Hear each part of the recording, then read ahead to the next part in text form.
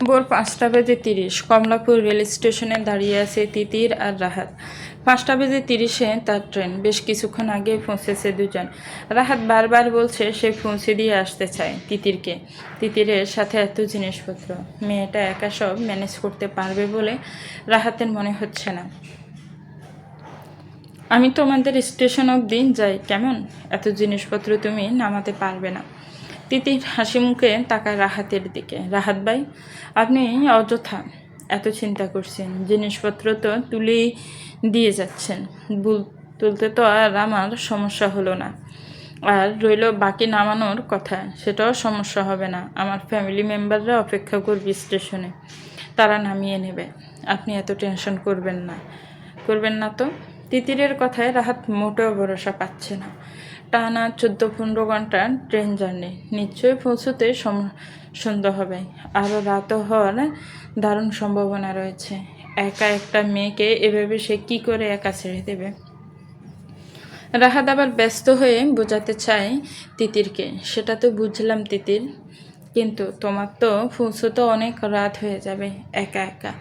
রাহাত কথাটা শেষ করতে পারে না, তার আগে তিতির আবার বলে ওঠে, আপনি অযথা এত টেনশন করছেন রাহাত ভাই।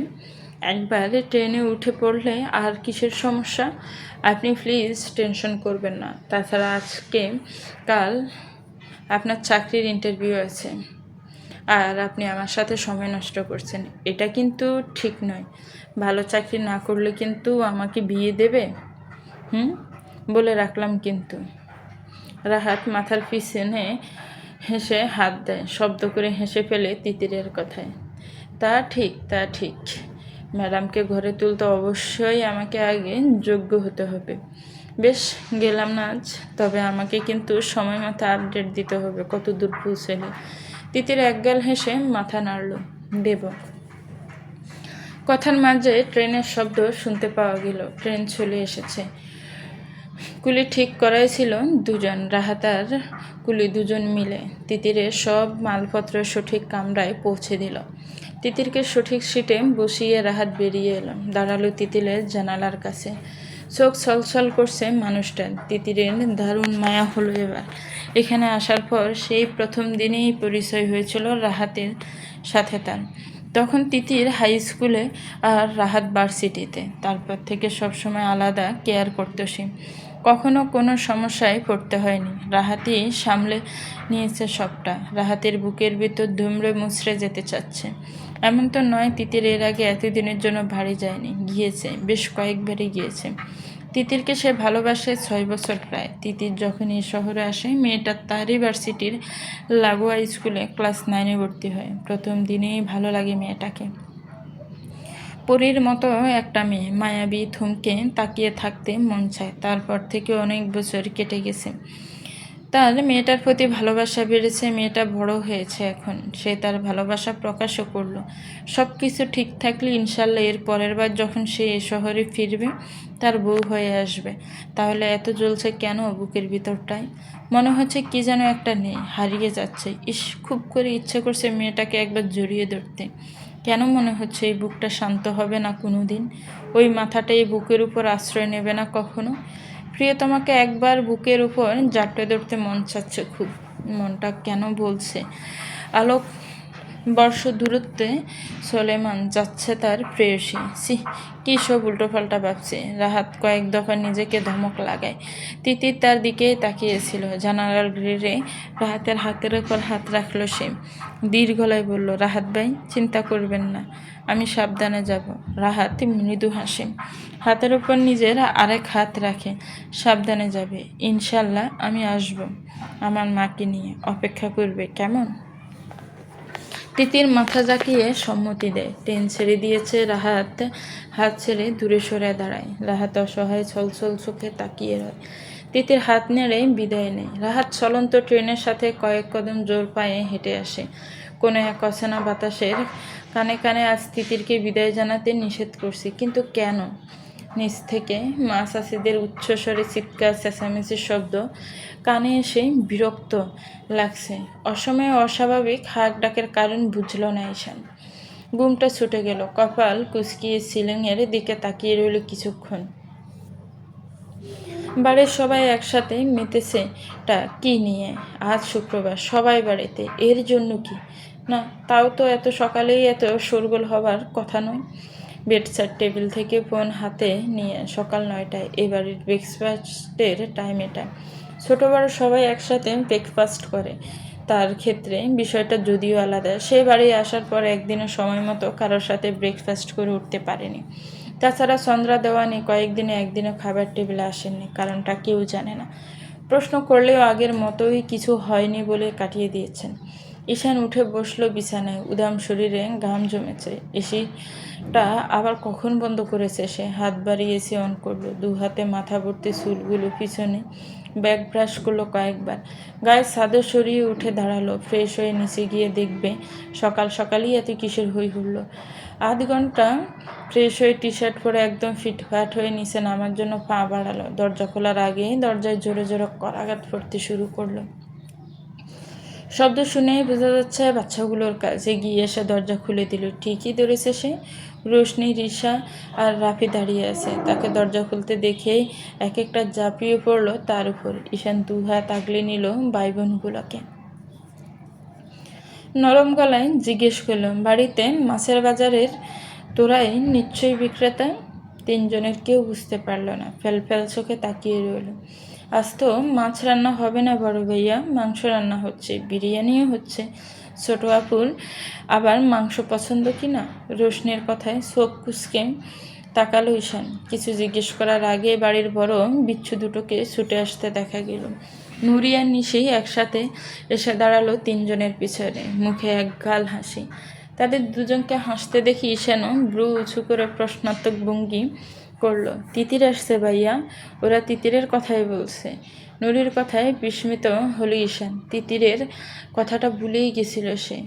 তার যে আরেকটা বোন আছে এটা মাথা থেকেই বেরিয়ে গেছিল। মনে থাকবেই বা কীভাবে? একই বাড়িতে থাকলেও বিগত 8 থেকে 10 বছরে তাদের 8-10 বার দেখা হয়েছে কিনা মনে পড়ে না।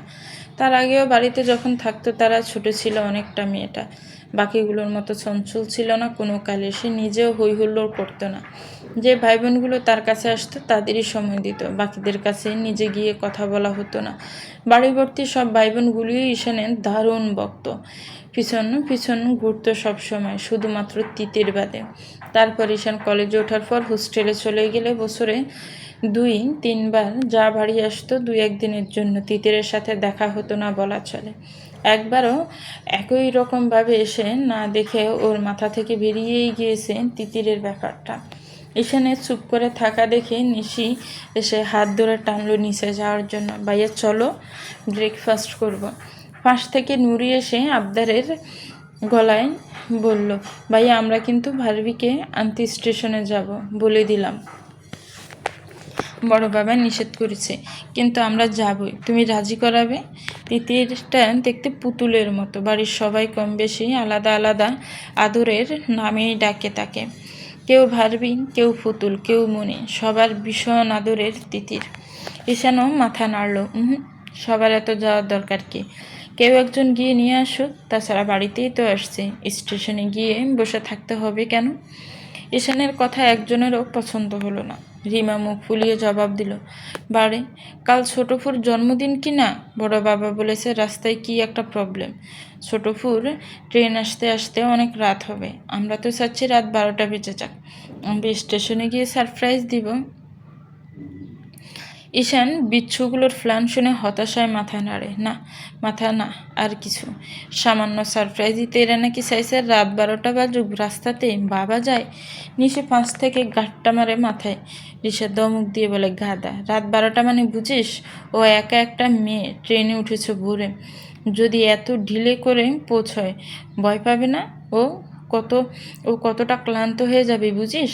রিসা বিষয়টা বুঝতে পেরে মাথা জাকালো। সত্যি তো, ছোটফুর জন্য কষ্টই হচ্ছে। ঈশান শরীরে নামতে থাকে, দু পকেটে হাত গুজে। দুহাত দুপাশে থেকে নিশি আর নুরি আছে, বারবার জাগাচ্ছে যেন নিচে গিয়ে বড়দের রাজি করায় রাতে তিতিরকে আনতে যাওয়ার জন্য। ছোট টিনটো পিছন পিছন শার্টের অংশ দূরে দৌড়ে দৌড়ে আসছে। ওদের ওভাবে ঈশানকে পাকড়াও করে আনতে দেখে বাড়ির বড়রা হু হু করে হেসে উঠল। রাহেলা দেওয়ান টেবিলে প্লেট সাজাতে সাজাতে ওদের দিকে তাকিয়ে বললেন, হ্যাঁ রে ঈশান, নিশ্চয়ই বড়সড় কোনো আবদার জুটিয়েছে। ঈশান মাথা নাড়ে, এসে বসেন ডাইনিং টেবিলে।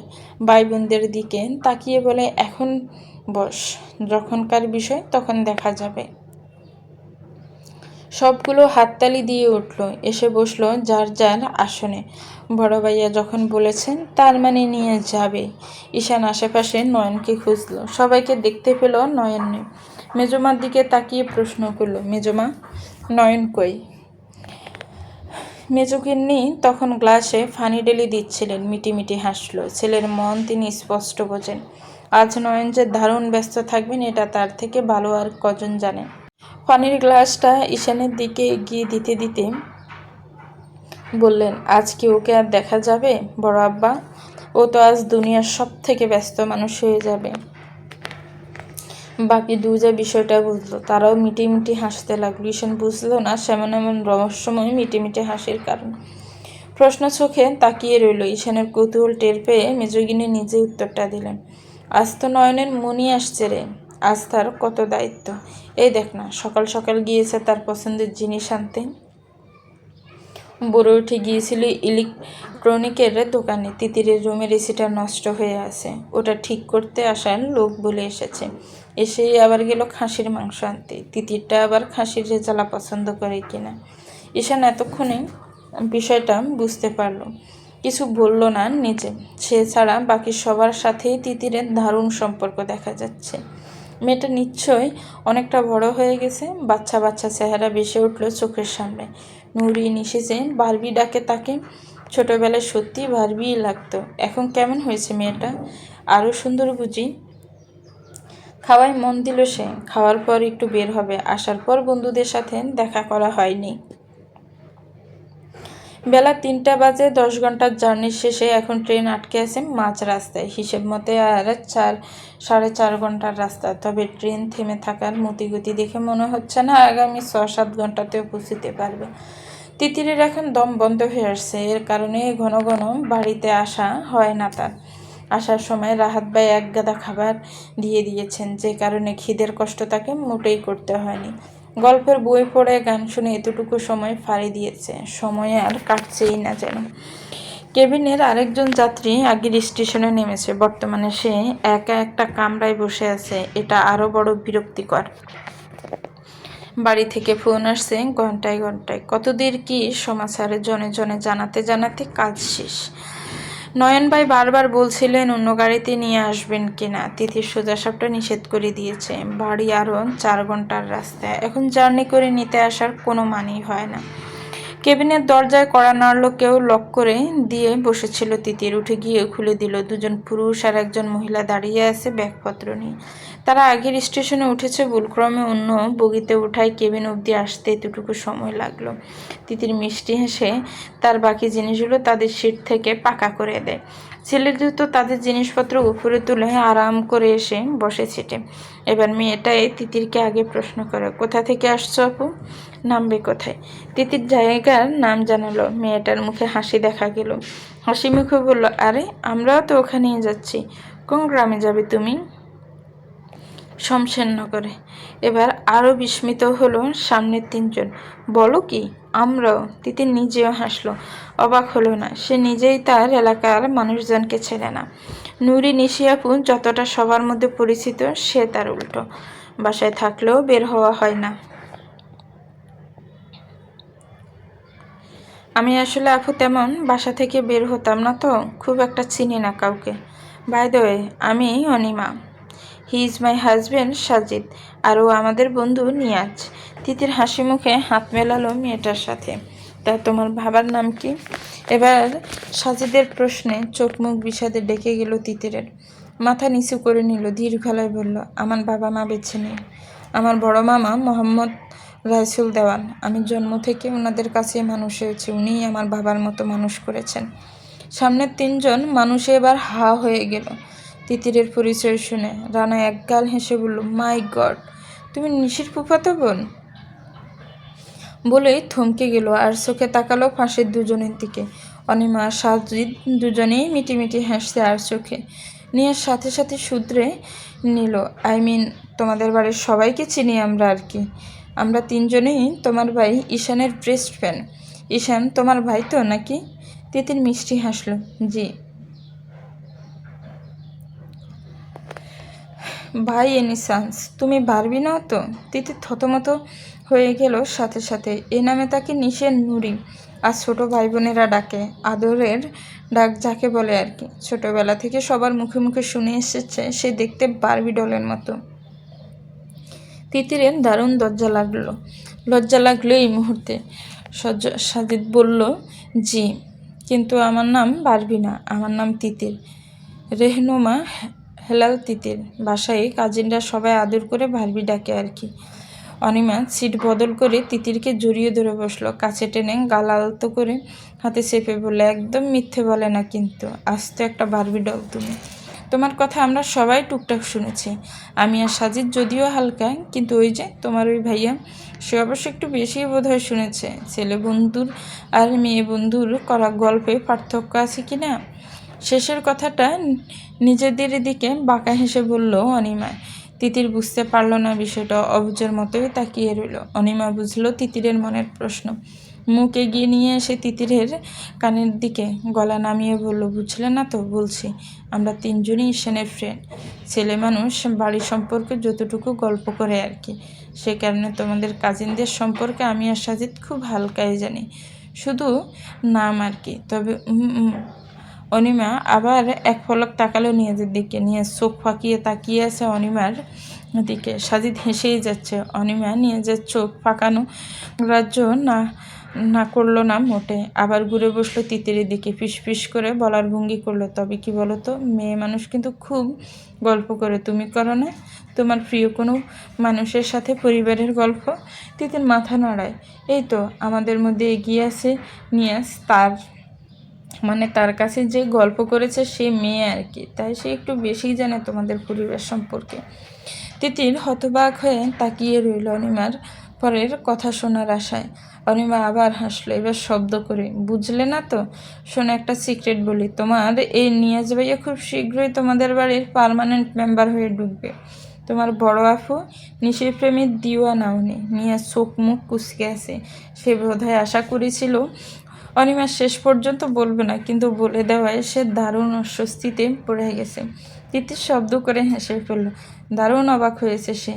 রানার দিকে তাকিয়ে ফিরল, দারুণ উচ্ছ্বাস নিয়ে বলল, আল্লাহ, আপনি আমার সেই না দেখা জিজু? বিশ্বাস করুন, কত চেষ্টা করেছি খোঁজ করার, কিছুতেই পাইনি। আপু বলতো বড় হলে বলবে, দেখুন 20 বছর হয়ে গেল, তাও বলে বড় হলে বলবে। এবার আমি সারপ্রাইজ দিব আপুকে।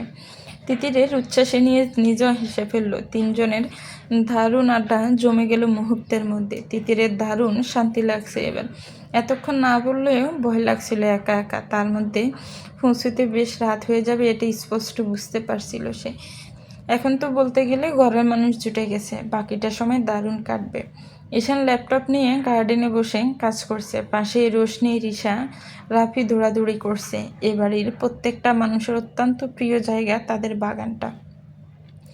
দারুণ গোছানো সুন্দর। ঈশানের বাইরে বের হওয়ার কথা ছিল বন্ধুদের সাথে দেখা করার জন্য, কিন্তু তার বন্ধুদের মধ্যে 3 জন এখনও এসে পৌঁছায়নি। প্ল্যান হয়েছে আজ বাকিরা এসে পড়লে কাল পরশু দেখা করবে সবাই মিলে। তাছাড়া তার নিজেরও অফিসের গুরুত্বপূর্ণ একটা কাজ করতে হচ্ছে বসে বসে। ছোটো মা এইমাত্র কফি দিয়ে গেল। গরম কফিতে চুমুক দিতে দিতে ভাই বোনগুলো দৌড়াদৌড়ির দিকে উদাস হয়ে তাকিয়ে আছে।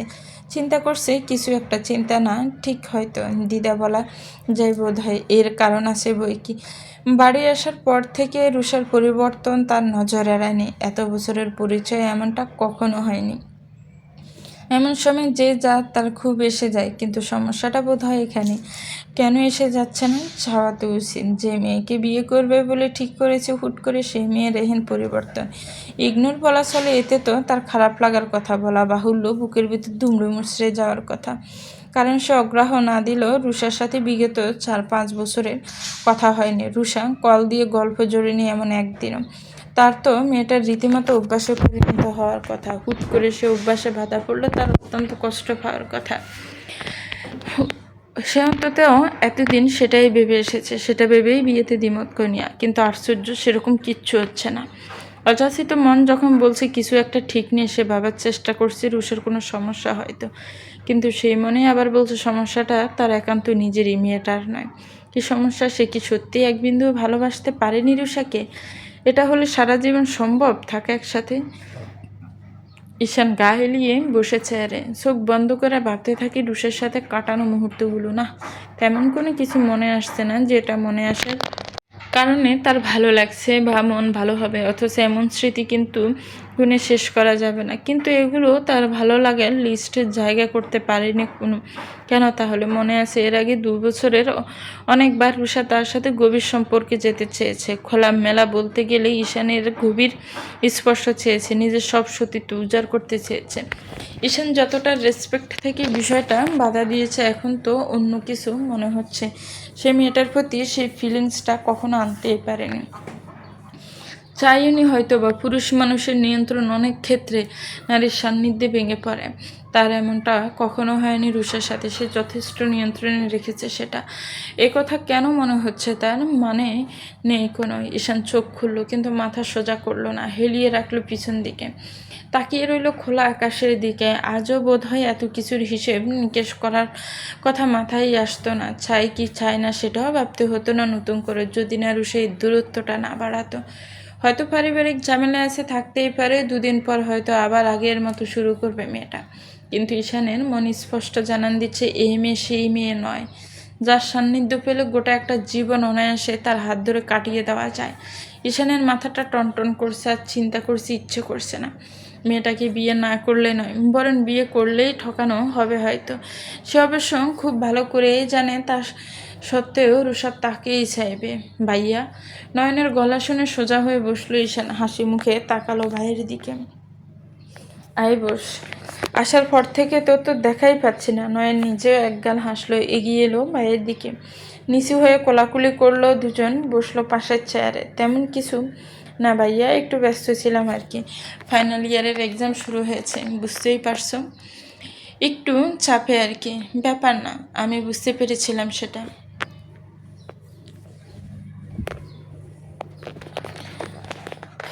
গাড় কুড়িয়ে তাকালো নয়ন ভাই বোনগুলোর দিকে, গলা উঁচিয়ে ডাক দিল রাফিকে, চ্যাম্প এদিকে আয়। রাফি দৌড়ে এলো। বাড়িতে যে মা কাকে ভাবি তাকেই বলবি 1 কাপ কফি পাঠাতে। ভাইয়া, তুমি আরেক কাপ নেবে? ঈশান মাথা নাড়ে, নেবে না। রাফি ছুটে গেল বাড়ির ভেতর। নয়ন আবার ঘুরলো ভাইয়ের দিকে। ভাইয়া, তোমার গল্প বলো। ট্রাস্ট মি, খুব মিস করেছি। All good. তবে মিস করেছিস কীভাবে বুঝবো? আমি না হয় একটুকুনো ছুটি পাইনি। তুই তো অন্তত 2-1 বার যেতে পারতি আমার সাথে দেখা করতে। ভাইয়ের কপট রাগ বুঝলো নয়ন। এক হাতে নিজের এক কান ধরল, নিজে অসহায় গলায় বলল, বিশ্বাস করো ভাইয়া, কতবার যে প্ল্যান করেছি যাব নিশি নুরিদের নিয়ে, কখনো বড় মাকে নিয়ে, কখনো বন্ধুদের নিয়ে। কোনোভাবেই বড় বাবা পারমিশন দিত না। যখন দিত তখন আমার সময় হতো না, মনির কাছেই যেতে পারতাম না। 2 বার মাত্র গিয়েছিলাম। বুঝলাম। তা এখন প্ল্যান কি? মাস্টার্স তো কমপ্লিট প্রায়। চাকরি বাকরি করতে চাস, নাকি বাড়ির বিজনেসে জয়েন করতে চাস? নয়ন মাথা চুলকায়, ধরা গলায় বলে, বুঝতে পারছি না ভাইয়া। বাড়ির সবাই চাই বিজনেসটা সামলায়, আসলে তুমি চাকরির সিদ্ধান্ত নিলে। বাবারা একটু ডিসঅ্যাপয়েন্টমেন্টেড। আমি সত্যি বলতে তাই দ্বিধাদ্বন্দ্বে আছি হালকা। তাছাড়া বিজনেসে একটু ডাউন যাচ্ছে ইদানিং। বড় বাবা এটা নিয়ে দারুণ আপসেট। তুমি বিজনেসে আগ্রহী ছিলে না বলে অনেকটা মন খারাপ করেই বোধহয় বলিনি তোমাকে কিছু। আসলে ভাইয়া অনেকটাই ডাউন চলছে এখন। আমিও যদি হাল ধরতে না চাই সমস্যাই হয়ে যাবে আর কি। আরও অনেক কথাই জানলো সে নয়নের থেকে, এসবের কিছুই তাকে জানানো হয়নি। তার কারণও অবশ্যই আছে। তার বাবার খুব ইচ্ছে ছিল সেই বিজনেসের হাল ধরবে, দায়িত্ব নেবে। সে তো নেয়নি, অনেকটা রাগারাগি করেই বাড়ি ছেড়েছিল। কয়েক বছর বাড়ি না আসার কারণও অনেকটা এটাই। ঈশান কিছুক্ষণ চুপ করে থাকে। বাড়ি আসার পর বাবার সাথে তার সত্যিই কথা হয়নি তেমন একটা। কেমন আছো, কতদিন বাড়ি আছো, এই অবধি এর বেশি বাবা তাকে জিজ্ঞেস করেননি। আর না তার চাকরি নিয়ে কিছু, সে নিজেও ব্যবসা নিয়ে আগ্রহী নয় বিদায় বাড়ির ব্যবসার হালচালও উনি জিজ্ঞেস করার প্রয়োজন বোধ করেনি। তবে রাইসেল দেওয়ানের চোখে মুখে গোর চিন্তার ছাপ স্পষ্ট। তার মনে হয়েছিল অনেকটা বয়সের ছাপ, অনেকটা তার উপর রেগে থাকার ছাপ। ঈশানের নিজের খারাপ লাগছে পরিবারের কথা শুনে। বাবা চাচাদের যথেষ্ট বয়স হয়েছে, রাগারাগি করে বাড়ি ছেড়ে গেছিল। বাবা হয়তো তার জন্যই তাকে আর রাগাতে চায়নি, ছাপ দিতে চায়নি, অথচ এই বয়সেও কত ছাপ নিজেরা সামলাচ্ছে। ঈশান ঠিক করলো বাবার সাথে বসে কথা বলবে বিষয়টা নিয়ে। ঘড়িতে সময় দেখলো মাগরিবের সময় হয়ে এসেছে। ভাইয়া আমরা কিন্তু যাব, প্লিজ ভাইয়া। নয়ন ঈশান দুজনের শব্দ পেয়ে পিছনে তাকালো। নিশি নুরি দ্রুত পায়ে এগিয়ে আসছে, নয়নের দুপাশে বসলো দুজন। আহ্লাদি গলায় আবদার জড়লো, বড় মা বলেছে তুমি আনতে যাচ্ছ বারবিকে, আমরা যাব তোমার সাথে, ওর সাথে কথা বলে আসলাম। এখনও ওর আসতে ঘন্টা 4 লাগবে। এখন বাজে 7টা, ওর স্টেশনে পৌঁছতে 11, 11:30 তো বাজবে। আমরা একটা সারপ্রাইজ দেবই ওকে, অন্যরকম করে প্লিজ। নয়ন ভাবনায় পড়ে গেল। মেয়েটাকে সারপ্রাইজ দেওয়ার ইচ্ছা তার নিজেরও আছে, কিন্তু বাড়ি থেকে এত রাতে ভাই বোনগুলোকে স্টেশনে নিয়ে যাওয়ার ছেলে মানুষইতে পারমিশন বড় বাবা দেবে কিনা যথেষ্ট সন্দেহ আছে তার। বোনদের নরম গলায় বোঝানোর স্বরে বলল, দেখ আমি নিজেও চাই, গত 2 বছর মেয়েটার জন্মদিনে থাকতে পারিনি, এবছর বড় করে সেলিব্রেট করতে চাই।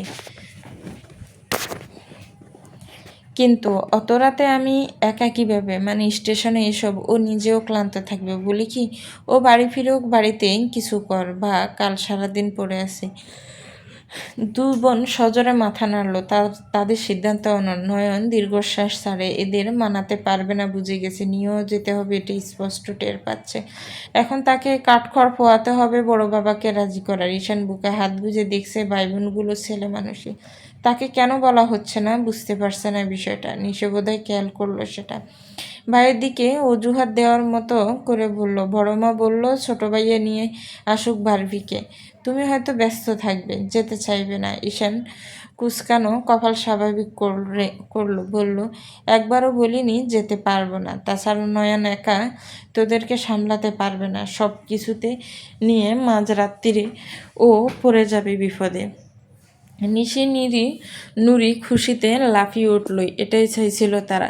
ঈশান হালকা হাসলো বোন দুটোর খুশিতে। তার নিজেরও ইচ্ছে হচ্ছে মেয়েটাকে আনতে যেতে। অনেক বড় হয়ে গেছে বোধ হয়, শেষ কবে দেখেছিল মনে পড়ছে না, তবে শেষ দেখার দিন সে কোনো একটা কারণে মেয়েটাকে খুব বকেছিল, সাথে কষিয়ে একটা থাপ্পড়ও দিয়েছিল। সেটা হুট করে মনে পড়ে গেল। ফোলা ফোলা ধবধবে গালটা লাল টমেটোর মতো হয়ে গিয়েছিল, রক্ত জমে গেছিল গালে, জ্বরে কাহিল হয়ে গিয়েছিল ব্যথায়। মোমের মতো শরীর ছিল কি না, এই অপরাধে বাবা তার গায়েও হাত তুলেছিল প্রথমবারের মতো।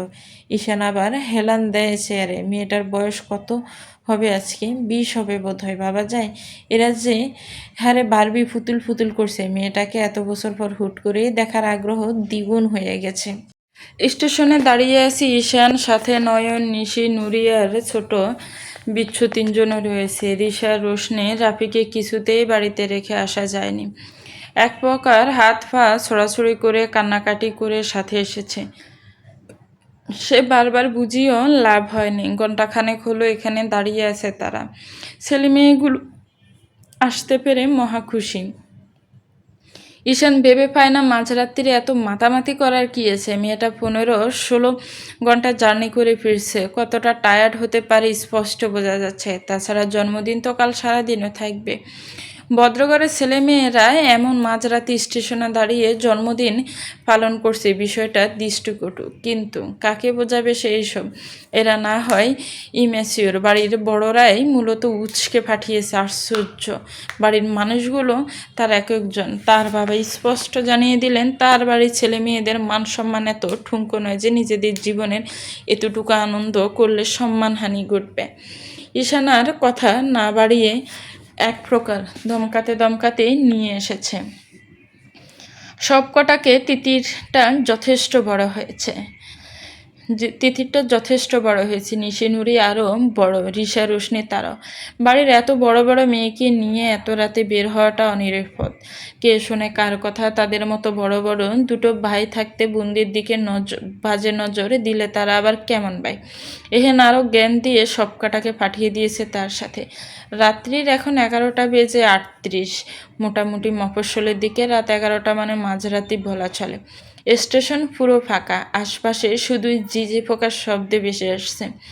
টিম টিম করে জ্বলছে স্টেশনের এক সাইডে ল্যাম্পপোস্টের আলোটা।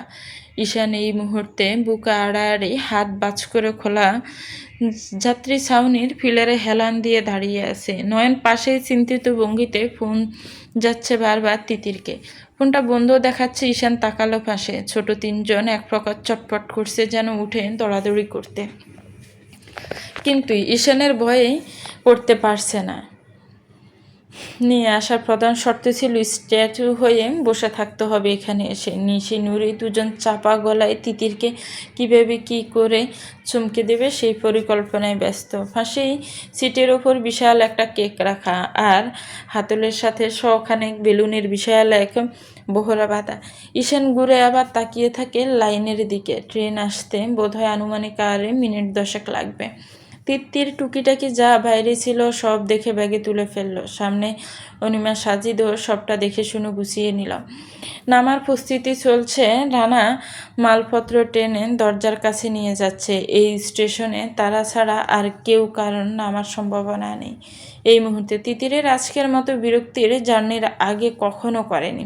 এর আগে যতবার বাড়ি এসেছে এতটা দখল কোনোবার হয়নি। বিরক্তি নিয়ে ফোন চালু করার চেষ্টা করলো, আবার পাওয়ার অফ হয়ে গেছে। ভাগ্যিস নয়ন ভাইকে আগেই লোকেশন জানিয়ে দিতে পেরেছিল। অনিমা তাকালো তিতিরের দিকে। আহারে, মুখটা একদম শুকনো দেখাচ্ছে। বাচ্চা একটা মেয়ে এতদের একা ট্রাভেল করছে, তার মধ্যে এতক্ষণ আটকে থাকা ট্রেনে। আলতো গলায় বলল, খুব ক্লান্ত লাগছে সোনা, আর 10 মিনিট। তিতির মিষ্টি হাসলো। এই এতটুকু সময়ে মানুষগুলো তাকে বড্ড আপন করে নিয়েছে। ঈশান ভাইয়ের বোন বলেই হয়তো কত আদর করছে। ট্রেনে জোরে হুইসেল শোনা গেল। স্টেশনে এসে গেছে। সাজিদ এসে ওদের তাড়া দিল বের হতে। অনিমা তিতিরের হাত ধরে বেরিয়ে এলো কামরা থেকে। চোখ বুলিয়ে নিল একবার ভেতরটা কিছু রেখে যাচ্ছে কিনা।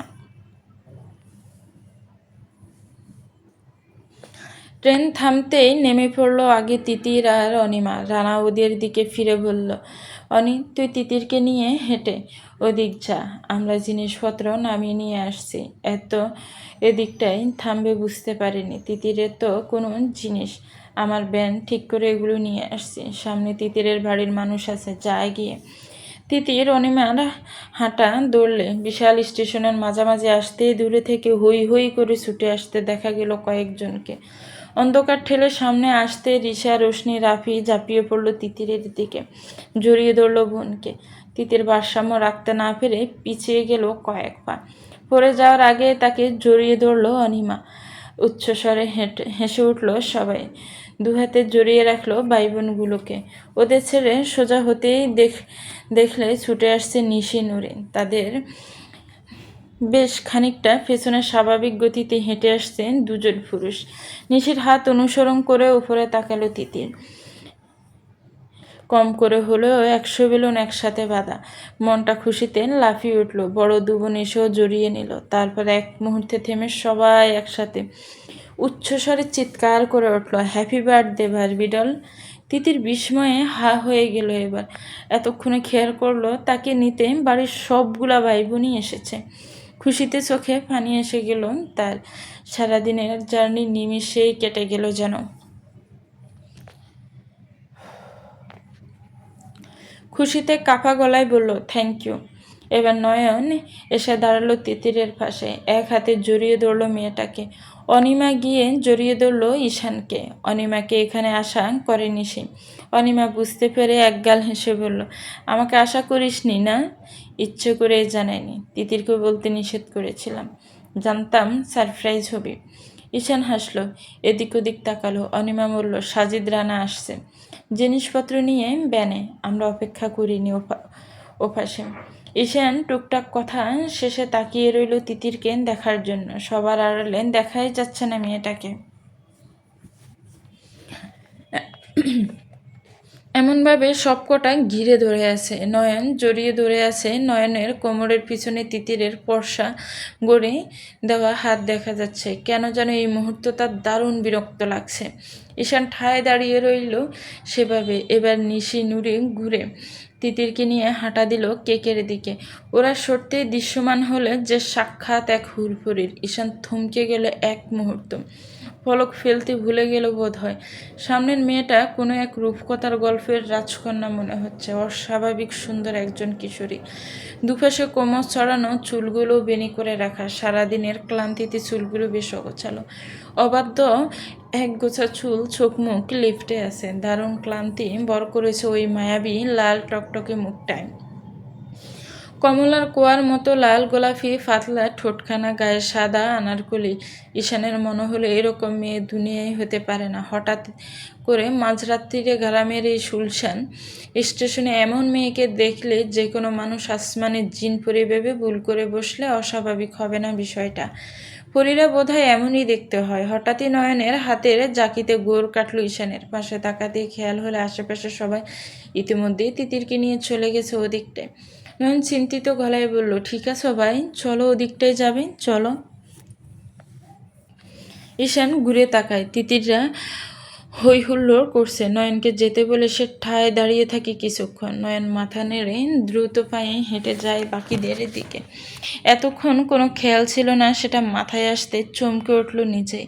ধিক্কার জানালো নিজেকে। কি ভাবছিল সে এতক্ষণ? ছোট বোন হয় তার তিতির, সেটা তা মামাতো ফুফাতো যেমনই হোক, বোন তো বোনই। ঈশান বিরক্ত হলো নিজের উপর। সবার এত বর্ণনায় মেয়েটাকে এত বছর পরে একটু বেশিই দেখার ইচ্ছে ছিল বোধ হয়। রূপের বর্ণনায় চোখের সামনে মেয়েটার রূপেই সেই ঘুরে চলে গেছিল, আর কিছু না। নিজেকে এক গাদা বুঝ দিয়ে হাঁটা দিলে সবার দিকে। পকেট থেকে হাতড়ে ফোন বের করে কল করলো সাজিদকে, জানালো তারা আসছে, মালপত্র ভ্যানে তুলছে। ঈশান দাঁড়ায় ছেলে মেয়েগুলোর দিকে। সবাই হই হুল্লোড় করছে। এরই মধ্যে তিতিরের মাথায় প্রিন্সেস ক্রাউন দেওয়া হয়ে গেছে, কেক সাজিয়ে ফেলা হয়েছে। ঈশান তাকিয়েছে সেদিকে। মেয়েটা সত্যি স্নিগ্ধ।